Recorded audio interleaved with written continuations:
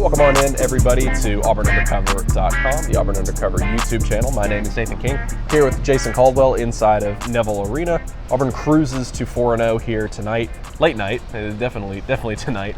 Tipped off all the way at 8 p.m. 102-69 over UNA, North Alabama. Came in here and Auburn got the job done. Jason, it was, the highlight performance you're going to look at is Janai Broome. A 30-piece for Auburn's All-American big man. In this one, also grabbed 17 rebounds on the day. And, Jason, Auburn knows they have a dominant player that they can turn to. It got a little dicey there in the first half. UNA was actually able to take it. Come on. We're right up in the middle of everybody. Didn't pick the best spot. That's all right. But UNA was able to take a 33-32 lead with 5 minutes to go in the first half. Janai Broome scores 13 points the rest of the way. Auburn knows they have a player like that, and in this game, he kind of just opened everything up, and then the second half was able to kind of cascade. Yeah, no, Bruce Pearl talked about it. It's like, look, the first 8-10 minutes or so, Auburn settled for some threes. Yep. They hit a couple early, and then when that happened, it seemed like it became a three fest for a while. Once they got the ball to Janai Broome, the game was over with. He was able to score efficiently, dominate the boards. Auburn, then it really helped out the defense too. Auburn's defense changed in that run as well. Auburn clamped down on UNA and really took the game over early on. That was the UNA team. That's a solid basketball team, especially offensively. Guys can get score. buckets. Yeah, and Auburn did a good job of taking them out of what they wanted to do after that early run. Yeah, Jakari Lane is a guy, 20 points per game here in the early stretch of the season, was good for them in the first half.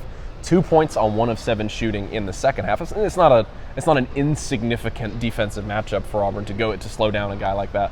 Of course, the game just started to get away from them a little bit. Things went back to average, I think, when you look at Kent State. Auburn shot 25% from three. This game, they shoot 44% from beyond the arc. Part of that UNA run in the first half, Auburn missed 6 straight threes. So to your point, you just weren't able to work it inside out as well as you wanted to. But Jason, defensively, you mentioned, it's a trend for this team here early in the season, and Justin had the stat to Bruce after the game. 77 assists for Auburn in 4 games, only 27 assists for their opponents. They really just do a good job of taking you out of what you want to do as an offense. Absolutely, yeah. No, that was the key, and it's been the key for this team is they can do things in so many different ways. And offensively, they come in ways, but defensively is the same thing. And you look and you can funnel everything to Janai Broome and Dylan Caldwell and go, okay, you might get beat on the perimeter, but let those guys take it over in the paint. But we've seen Chaney Johnson be a guy that can block some shots. He had a couple today, including one on the perimeter.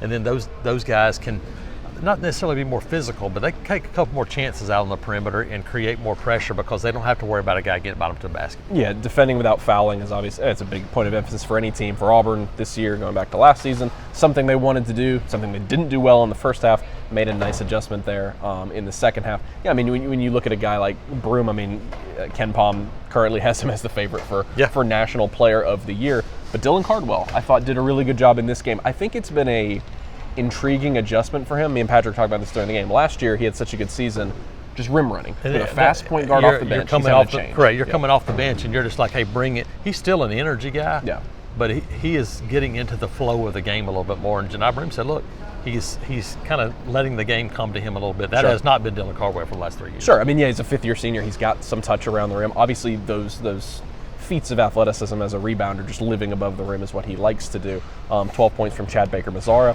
as well. I think he's kind of been the quiet pot stirrer for this offense this season.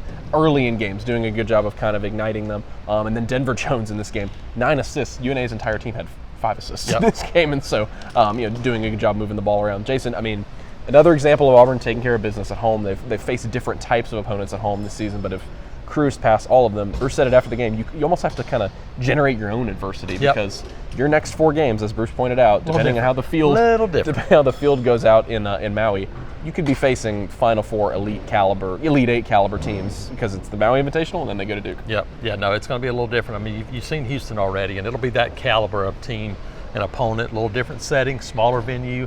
When you get to Maui, Duke will kind of feel like it's at home a little bit, but it's going to be the opposite. So big challenges coming ahead for this team, but I think they're looking forward to it.